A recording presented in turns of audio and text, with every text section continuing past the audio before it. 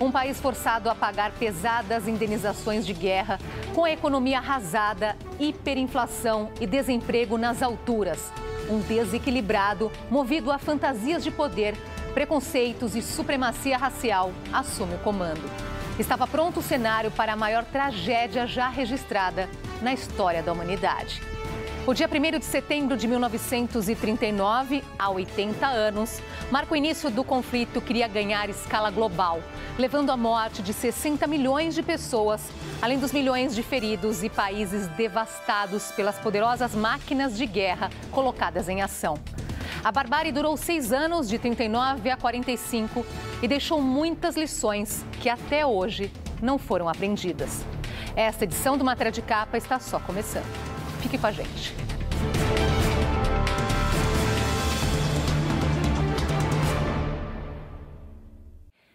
Ao final da Primeira Guerra, em 1918, a Alemanha era um país destruído e humilhado. O Tratado de Versalhes, que pôs fim ao conflito, forçava o país a pagar indenizações que estavam muito acima de sua capacidade. Esse foi apenas um dos fatores que levariam a um novo e mais amplo conflito.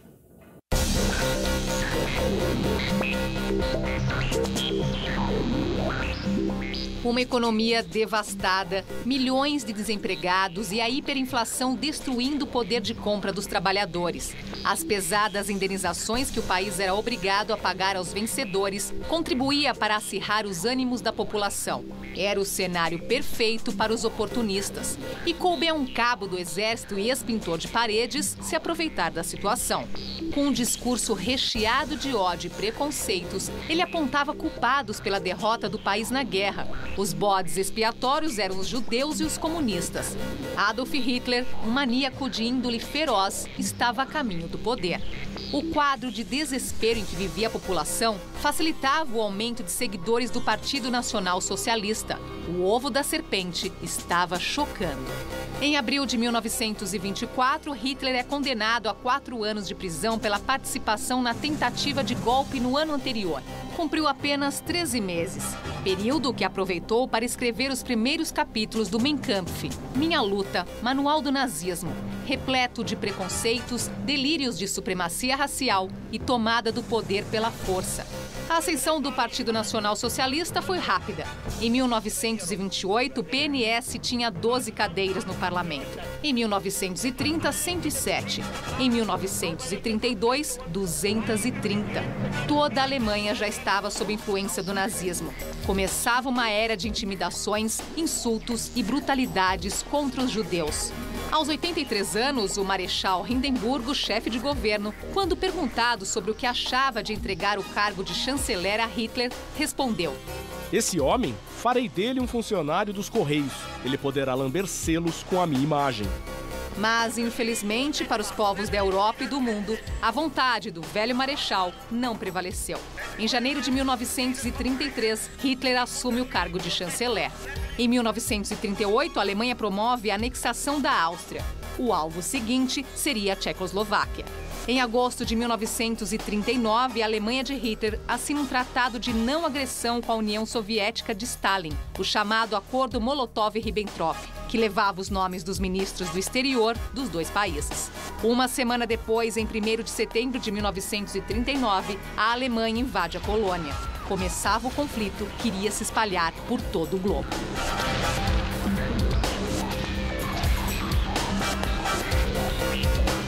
De fato, quando acaba uma guerra, quem paga passa por um período de empobrecimento, de recuperação da economia. Foi o caso da Alemanha no imediato pós-Primeira Guerra Mundial. Ela teve que pagar para muita gente ao mesmo tempo e rápido, sendo que a Alemanha passava por uma transição profunda nas suas instituições políticas e sociais. Economia destruída e transição política e social. Ela deixava de ser um império para ser uma república democrática, mas não tinha instituições para isso. Não tinha partidos políticos formados, não tinha uma sociedade civil habituada com a democracia e habituada com uma economia de mercado, que foi o que se tentou criar na Alemanha naquele momento. Resultado, a República Alemã, a República do Weimar, colapsou do ponto de vista político e econômico. Hiperinflação econômica e abriu espaço para o surgimento de populistas, oportunistas, tais como Hitler, que conseguiram galvanizar a população alemã em torno de um sentimento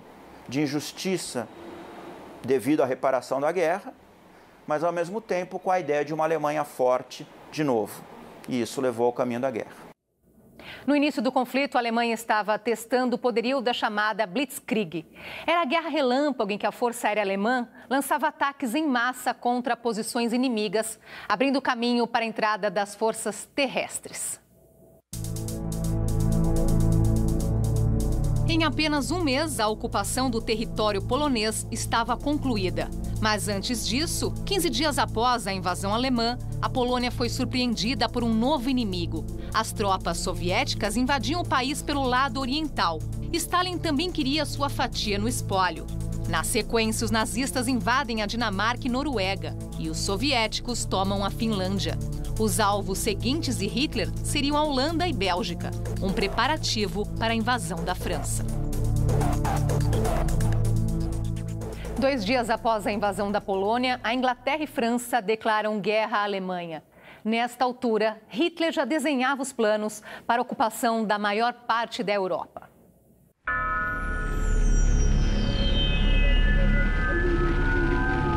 Depois de consolidar suas posições ao norte na Escandinávia e mais ao sul na Holanda e Bélgica, Hitler voltou sua atenção para a França. Lançou sobre o país uma força avassaladora, com mais de 100 divisões do exército, milhares de veículos blindados e mais de 1000 tanques. Antes da invasão, cumprindo o roteiro da Blitzkrieg, a Força Aérea Alemã despejava toneladas de bombas para arrasar as defesas dos franceses. Em apenas uma semana, as tropas alemãs romperam as barreiras da França e em 3 semanas o exército francês foi desbaratado. No dia 14 de junho, os nazistas entravam em Paris. Não bastasse a derrota esmagadora, a parcela da população francesa que rejeitava a presença do invasor ainda teve que presenciar o surgimento de um personagem sinistro na história do país. O Marechal Pétain, fiel aliado dos nazistas, que formou um governo instalado em Vichy e recebia ordens diretas de Hitler. De maio de 1940 a 22 de junho de 1941, a Inglaterra resistiu sozinha ao avanço da Alemanha nazista. Em 10 de maio, Winston Churchill assume o cargo de primeiro-ministro. Em discurso no parlamento, no dia 13 de maio de 1940, ele tentava elevar o moral dos ingleses, diante de um inimigo implacável. Nada tenho a oferecer, senão sangue, trabalho, suor e lágrimas, disse Churchill. Enquanto isso, os alemães respondiam com pesados bombardeios sobre Londres e outras cidades, atingindo tanto áreas civis como portos e instalações industriais. Os bombardeios ocorriam sempre à noite, quando os incêndios iluminavam os céus da capital. Milhares de civis morreram nesses ataques, que também destruíram a indústria de guerra britânica. Diante da superioridade militar dos nazistas, Churchill mais uma vez apelava para os discursos a fim de levantar o ânimo dos ingleses. Em novo discurso no parlamento, pronunciou as palavras que iriam entrar para a história.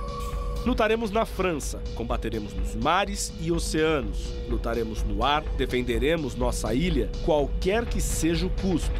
Lutaremos nas praias, em terra, nos campos, nas ruas e nas colinas. Nunca nos renderemos. Após a ocupação da França, Hitler voltou suas atenções para o restante da Europa. Ao mesmo tempo, o conflito se estendia até o norte da África.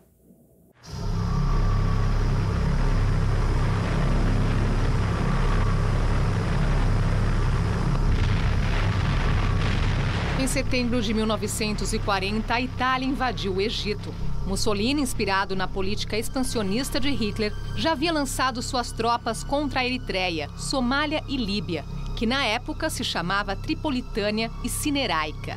O alvo seguinte seria a Grécia, que os italianos invadiram através da Albânia, mas não conseguiram ocupar diante da forte resistência.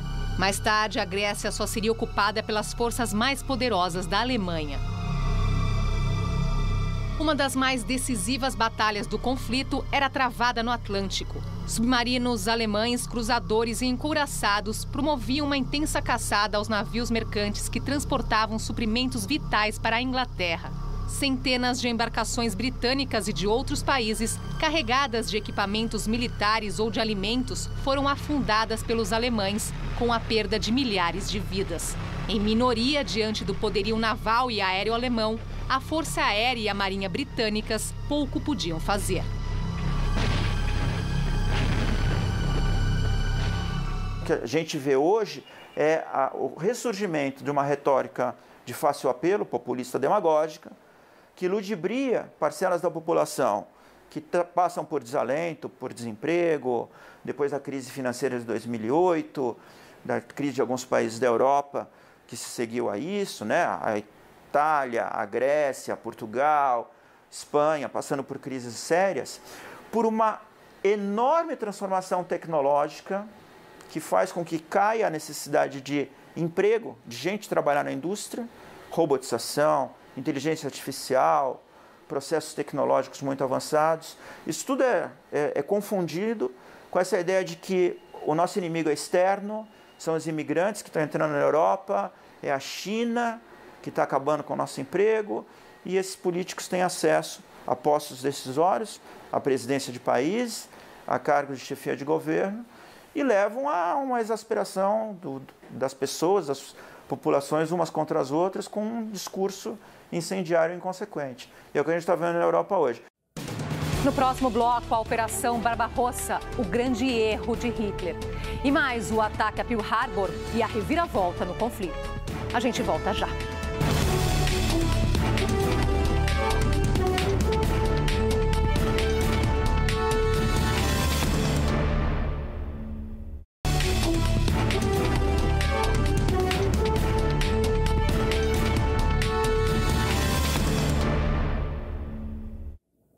Ao longo do conflito, muitos fatos foram considerados decisivos para o desfecho final. Mas nenhum foi tão importante como a decisão de Hitler de invadir a Rússia. Foi lá que a Alemanha começou a perder a guerra.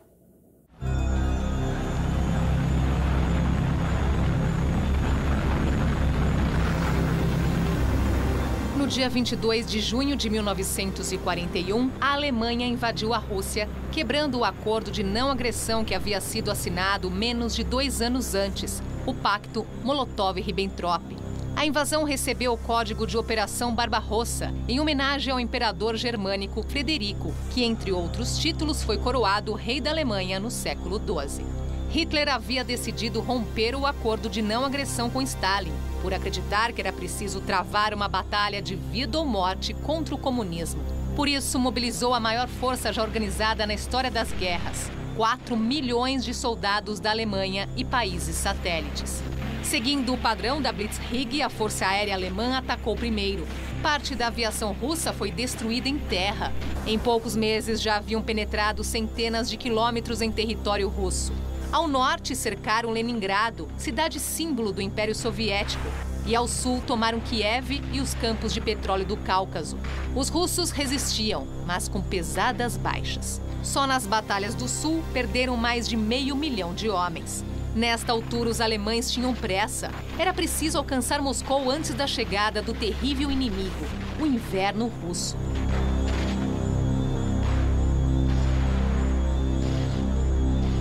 Por mais de 2 anos, os russos suportaram a terrível ofensiva alemã, acumulando uma série de derrotas. A sorte só começou a mudar no inverno de 1943.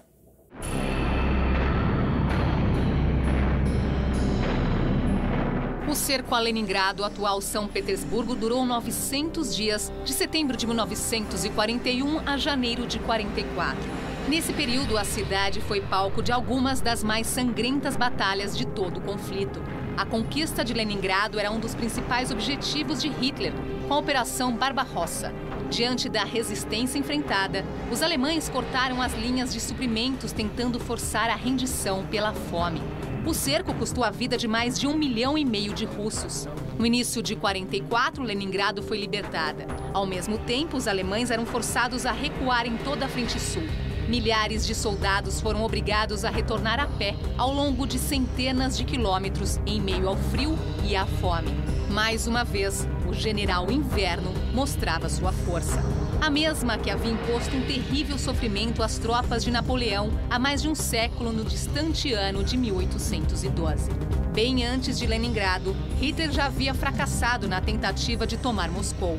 Ao bater em retirada, os comandantes das tropas nazistas admitiram que haviam subestimado o inimigo e as condições meteorológicas.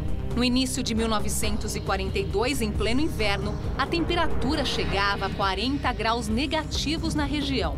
A Rússia também foi palco da maior e da mais sangrenta batalha na história das guerras, a luta pelo controle de Stalingrado, que resultou em cerca de 2 milhões de mortos e feridos entre civis e militares. O ataque dos nazistas à cidade teve início em agosto de 1942 e se estendeu até fevereiro de 43. Depois de algumas vitórias iniciais, quando os alemães empurraram os russos para os limites da cidade, houve uma reviravolta. Os russos organizaram uma poderosa contraofensiva e um cerco aos invasores. O comando alemão pediu a Hitler autorização para a retirada, mas ele não permitiu. Finalmente, em fevereiro de 43, o general Friedrich Paulus, desobedecendo às ordens do Führer, ordenou ao que restava de seu exército, faminto e sem munição, que se rendesse. Quando a notícia chegou a Berlim, Hitler teve um ataque de nervos, gritou e ofendeu seus comandados. A derrota na Rússia era o começo do fim para os nazistas.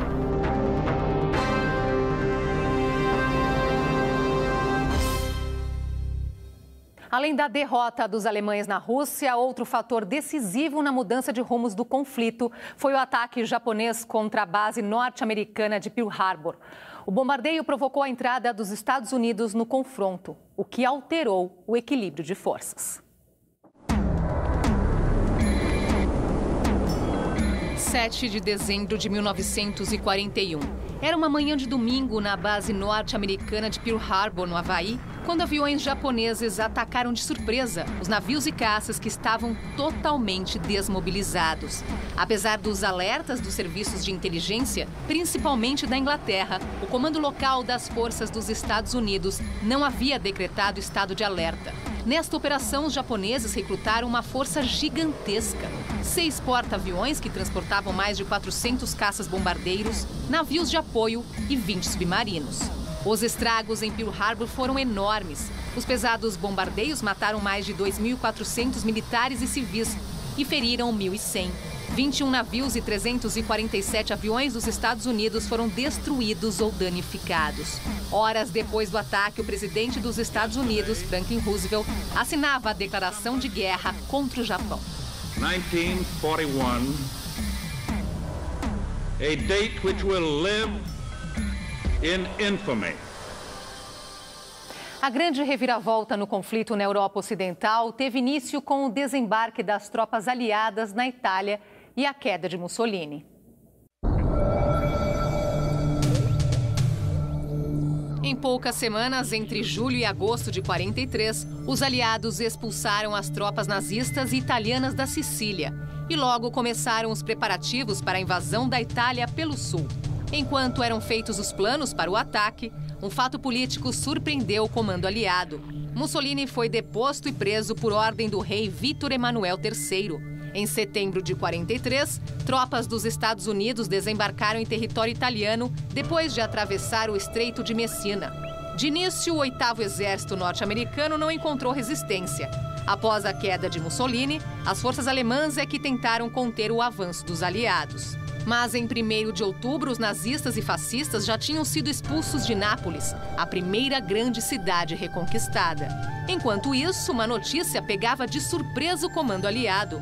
Mussolini, que havia sido transferido para uma vila nos Abruzos, na Itália Central, foi resgatado por uma força de paraquedistas alemães. Ao fugir de seu bunker em Milão para tentar chegar à Suíça, foi capturado pelos partisans, os guerrilheiros italianos que combatiam o fascismo. Estava em companhia de sua amante, Claretta Petacci. Ambos foram executados e expostos em praça pública. A guerra em solo italiano se prolongou durante meses, com os aliados enfrentando uma dura resistência por parte das forças nazistas. Só em 4 de junho de 44, soldados ingleses e norte-americanos chegaram ao centro de Roma, confirmando a libertação da cidade. 2 dias depois, as forças aliadas lançaram a operação que iria selar de vez o destino da Alemanha nazista. Em 6 de junho de 1944, o chamado Dia D, as tropas norte-americanas e britânicas, com apoio de 11 países, desembarcaram nas praias da Normandia, na França, na maior invasão por mar da história.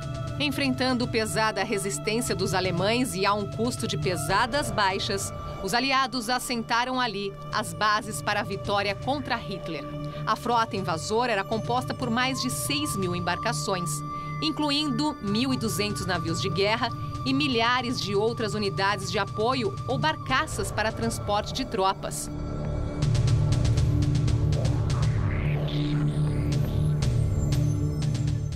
Desde o início do conflito, o Brasil sofria pressões dos Estados Unidos para romper a posição de neutralidade. E elas aumentaram após o ataque japonês a Pearl Harbor. No início da guerra, o Brasil estava sob a ditadura de Getúlio Vargas, que mantinha relações cordiais com a Alemanha nazista. Mas os Estados Unidos, assim que entraram na guerra, em dezembro de 41, passaram a exigir a instalação de bases aérea e naval no Nordeste brasileiro para vigiar o Atlântico. Entre fevereiro e agosto de 1942, submarinos alemães atacaram navios mercantes brasileiros no Atlântico, o que levou o governo brasileiro a declarar guerra contra a Alemanha e Itália. Em troca do apoio aos aliados, Getúlio Vargas conseguiu ampliar a cooperação econômica dos Estados Unidos com o Brasil, incluindo a construção da siderúrgica de Volta Redonda. O primeiro grupo de militares brasileiros chegou à Itália em julho de 1944. 25.000 homens da Força Expedicionária Brasileira, FEB, 42 pilotos e 400 homens de apoio da Força Aérea. Lutando ao lado das tropas do 5º Exército dos Estados Unidos, os soldados brasileiros participaram de várias batalhas em território italiano que resultaram na tomada das localidades de Massa Rossa, Camaiore e Monte Prano. No início de 1945, as tropas da FEB tiveram um papel decisivo na conquista de Monte Castelo, Castel Nuovo e Montese. A conquista de Monte Castelo entrou para a história e a participação dos brasileiros foi considerada heróica. Naquela altura, a guerra se aproximava do fim. Não demorou muito para que o exército alemão na Itália admitisse a derrota. E, finalmente, no dia 8 de maio de 1945, houve a rendição definitiva da Alemanha nazista. 454 brasileiros morreram na Segunda Guerra. 3.000 ficaram feridos. Daqui a pouco, os russos foram os primeiros a entrar em Berlim. E ainda, o bombardeio atômico a Hiroshima e Nagasaki, uma tragédia que nunca será apagada. Não saia daí.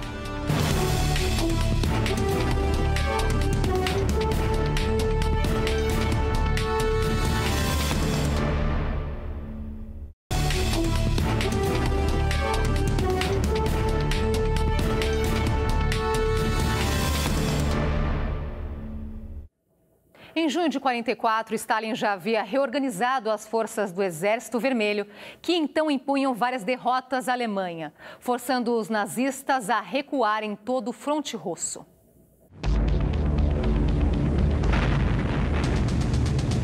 Ao longo de milhares de quilômetros, das repúblicas do Báltico, Estônia, Letônia e Lituânia, ao extremo sul, passando pela Polônia, Tchecoslováquia, Hungria e Romênia, as tropas alemãs recuavam sob intenso fogo do Exército Vermelho. À medida em que aqueles países eram libertados, os crimes dos nazistas eram descobertos, como os campos de concentração, onde milhões de judeus foram mortos. Dia após dia, os alemães perdiam territórios que haviam conquistado desde o início da Operação Barbarossa, em junho de 41. Os violentos combates resultavam em milhares de vítimas dos dois lados. Em fevereiro de 45, os alemães já haviam recuado até perto da fronteira com a Áustria e com a própria Alemanha. Enquanto isso, na Europa Ocidental, além da França, os aliados reconquistavam os territórios da Bélgica, Holanda e Luxemburgo. O cerco às tropas de Hitler se fechava. No dia 25 de abril, o exército russo chegou a Berlim, 5 anos e meio após o início da guerra. Era a batalha decisiva pela capital alemã e Stalin não queria arriscar. Mobilizou 2.500.000 soldados para invadir a Alemanha, mais de 40.000 canhões, 6.000 tanques e 7.000 aviões. Naquela altura, os alemães dispunham de menos de 100.000 soldados na capital. Até meninos de 10 anos eram convocados para pegarem armas contra o poderoso Exército Vermelho. A ordem do comando nazista era para que lutassem até o último homem. Enquanto os primeiros batalhões cercavam a capital, outras tropas russas avançavam pelo território sul. 5 dias após o início da invasão, Hitler se suicidou, no dia 30 de abril de 45. Menos de 48 horas depois, o comando nazista na capital ordenou a rendição e o Exército Vermelho hasteou a bandeira soviética sobre o Reichstag. Finalmente, no dia 8 de maio de 1945, o alto comando alemão assinou a rendição perante os aliados. 5 anos e meio depois, a guerra iniciada pela Alemanha nazista deixava um número de mortos calculado em 66 milhões de civis e militares.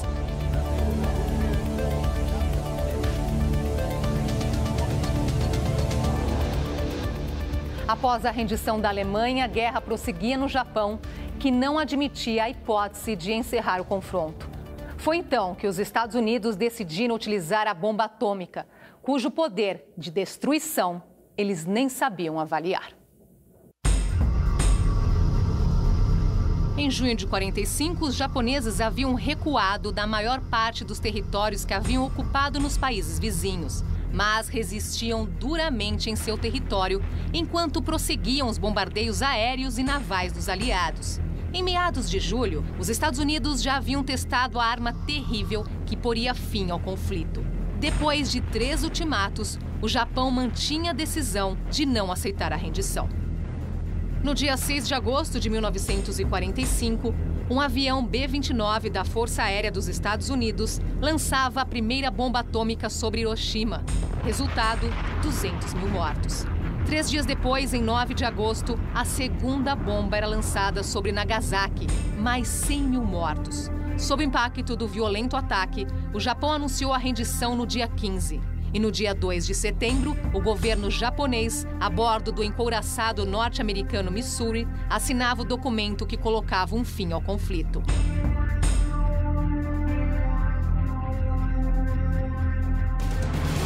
80 anos se passaram desde o início do maior conflito que já abalou esta civilização. Embora tenham ficado muitas lições, ainda há muito a ser aprendido. Por exemplo, fatores que estavam na origem do confronto permanecem nas sociedades atuais, como o desprezo pela liberdade de opinião e de expressão, que são fundamentos da democracia. Em muitos países alastra-se uma onda de radicalismo político. Governos eleitos pelo voto popular, de uma hora para outra, se comportam como se fossem donos do poder e de suas instituições, apoiados em preconceitos, intolerância e ideias que há muito já se mostraram ultrapassadas. Esses regimes insistem em ignorar as lições do passado e conduzem os países a destinos cada vez mais incertos. Esta edição do Matéria de Capa fica por aqui e nós voltamos na próxima semana, neste mesmo horário. Ótima noite para você. Até lá.